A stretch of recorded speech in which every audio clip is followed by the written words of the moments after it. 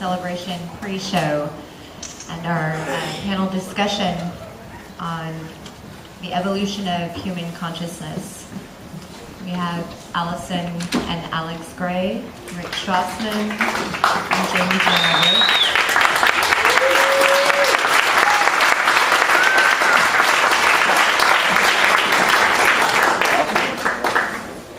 So before we get started, I just wanted to kind of give you an idea of what our format is going to be here this evening. We're going to begin with some questions that we pre-formulated, and each of the speakers is going to speak to each of the questions briefly, and then we're going to open up to audience questions, whatever you might want to ask.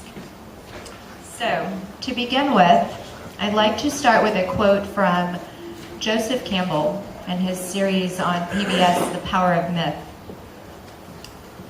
In that series, Joseph Campbell asserted that the images of myth are reflections of the spiritual potentialities of every one of us. Through contemplating these, we evoke their powers in our own lives. Later in that interview, Bill Moyers asks Joseph Campbell, who interprets the divinity inherent in nature for us today? Who are our shamans? Who interprets unseen things for us? And Joseph Campbell replied, it is the function of the artist to do this. The artist is the one who communicates myth for today.